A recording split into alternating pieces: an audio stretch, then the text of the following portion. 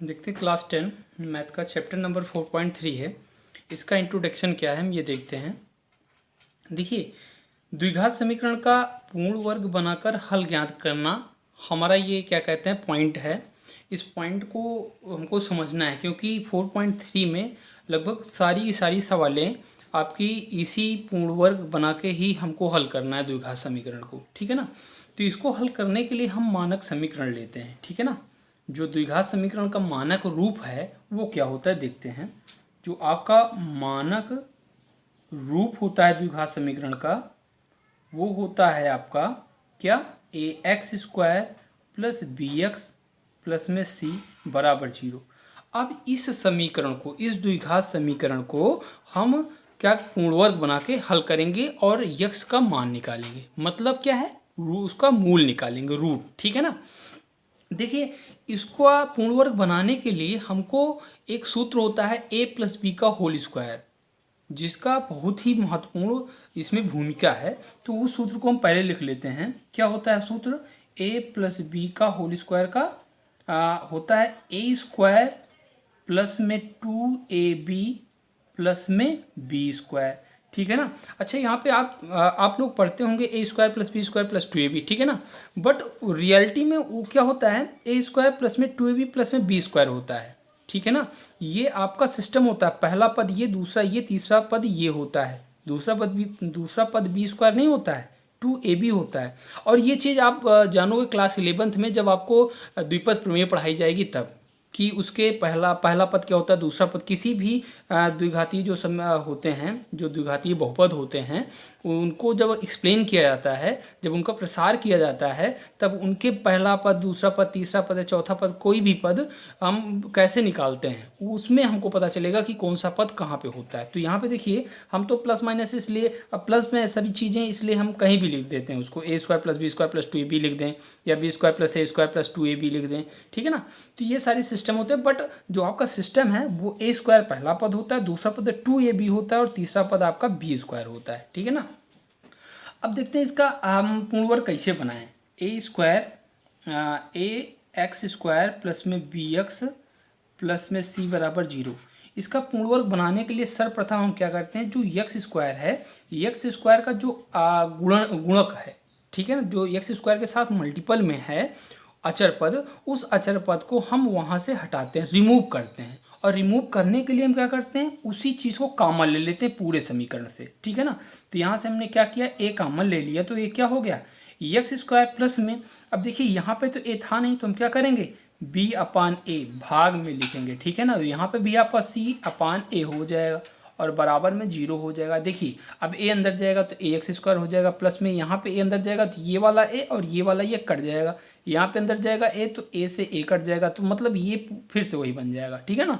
तो हमको सबसे पहले क्या करना होता है, एक्स स्क्वायर का जो मल्टीपल है उसको कॉमन लेना पड़ता है। अब देखिए, इस मल्टीपल को जो आया था कॉमन, इसको हम यहाँ पे भाग में भेजते हैं, तो ये आपका क्या हो जाएगा, ए अपान 0, मतलब ये आपका 0 हो जाएगा। तो बचेगा क्या, बचेगा आपका एक्स स्क्वायर प्लस में बी अपान ए एक्स प्लस में सी अपान ए बराबर में 0। अब देखिए, हम ये जो सूत्र लिखा है, ये जो a प्लस बी का होल स्क्वायर का सूत्र लिखा है, इस सूत्र को इस वर्ग के रूप में बनाते हैं। ये आपका पूर्ण वर्ग है, देखिए पूर्ण वर्ग बनाना है ना, तो ये जो चीज़ लिखी है इसी तरह ये लिखा है, और इसी को अगर इस रूप में हम बना दें तो वो पूर्ण वर्ग बन जाएगा, ठीक है ना। तो कैसे बनाएंगे देखिए, तो यहाँ पे देखिए ए स्क्वायर प्लस में 2ab, तो यहाँ पे ए स्क्वायर एक्स, ए के स्थान पे क्या था, एक्स हम लिख दिए, एक्स स्क्वायर प्लस में 2ab है, तो यहाँ पे देखिए हम 2 हमको लाना है, तो 2 कैसे लाएंगे, 2 से गुणा करेंगे और 2 से हम भाग भी कर देंगे, ठीक है ना। अब देखिए 2ab वाला पद आ गया, अगर a के स्थान पे x है तो देखिए 2 है, और a यहाँ पे a क्या था, ये वाला है, तो यहाँ पे x ये वाला आ गया, ठीक है ना। प्लस में आपका यहाँ पे बी स्क्वायर होता है, और बी स्क्वायर क्या है ये, तो यहाँ पे बी स्क्वायर क्या होगा, बी अपान 2a, बी स्क्वायर वाला जो पद क्या था, यहाँ पे ये बी वाला पद बी अपान 2a है, तो यहाँ पे बी स्क्वायर था, तो यहाँ पे हमने क्या किया, बी अपान 2a का स्क्वायर कर दिया अपने मन से, ठीक है ना। बट अपने मन से अगर जोड़ रहे हैं तो हमको घटाना भी पड़ेगा, अगर घटाएंगे तो क्या आएगा, बी अपान 2a का होल स्क्वायर, क्योंकि अपने मन से किसी भी समीकरण में या किसी भी सवाल में कुछ नहीं किया जा सकता है। अगर कर भी रहे हैं तो अगर जोड़ रहे हैं कोई संख्या तो वही संख्या हमको घटानी भी पड़ती है, ठीक है ना। और बाद में क्या बचा है हमारा, प्लस में c/a बचा है, बराबर में 0।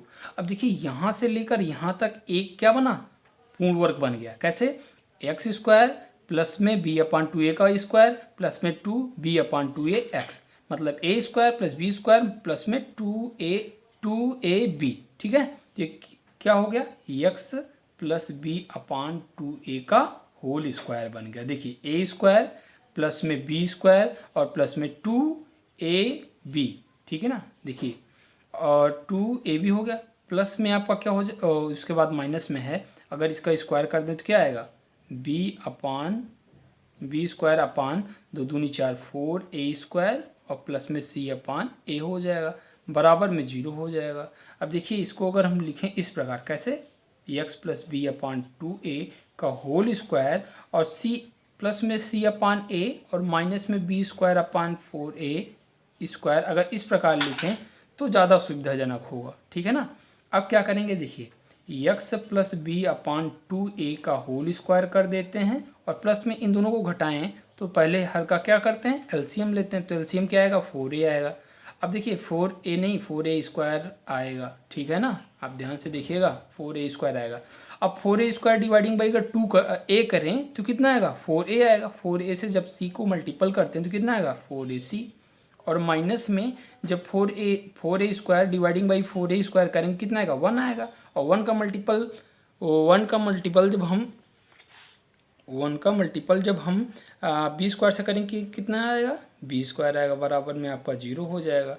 अब यहाँ पे देखिए ये क्या हो जाएगा, x प्लस b/2a का होल स्क्वायर, और इस चीज़ को हम उधर भेज दें तो क्या आएगा, इज इक्वल्स टू आपका ये देखिए माइनस में 4ac माइनस में b² अपान में 4a² आएगा, ठीक है ना।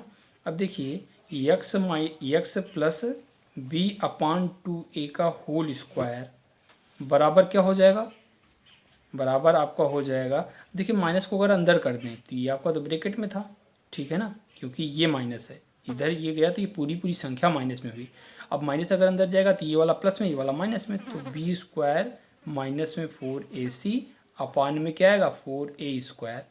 अब दोनों पक्षों का अगर अंडर रूट ले लें तो क्या आएगा, x प्लस b/2a स्क्वायर था इसलिए स्क्वायर अंडर रूट कट गया, ठीक है, बराबर में क्या हो जाएगा, अंडर रूट, ठीक है ना। लेकिन प्लस माइनस में, क्योंकि अगर किसी भी चीज़ का अंडर रूट कर रहे हैं तो ये प्लस माइनस दोनों में हो सकती थी, ठीक है ना, इसलिए ये आपका क्या हो जाएगा, plus minus under root b² minus में 4ac, और अपान में देखिए इसका भी अंडर रूट, हर वाले का भी अंडर रूट लेंगे तो 4 का अंडर रूट क्या आएगा, 2 आएगा, a² का अंडर रूट क्या आएगा, a आएगा, तो ये अंडर रूट से बाहर हो गया, ठीक है ना। अब देखिए अगर b/2a को उधर भेज दें तो कितना आएगा, x बराबर में माइनस में b/2a माइनस में हो जाएगा, और ये plus minus under root b² minus में 4ac अपान में कितना आएगा, 2a आएगा।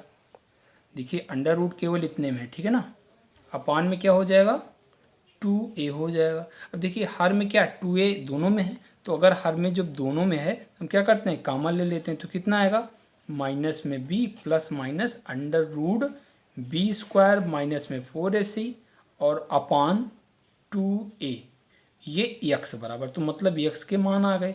लेकिन अब यहाँ पे एक पॉइंट और भी है, क्या है कि x का केवल एक ही मान, एक नहीं है, ये 2 मान है, ठीक है ना। कैसे 2 मान हैं, ऐसे 2 मान हैं कि यहाँ पे देखिए एक बार x का मान आपका क्या आएगा, एक बार देखिए माइनस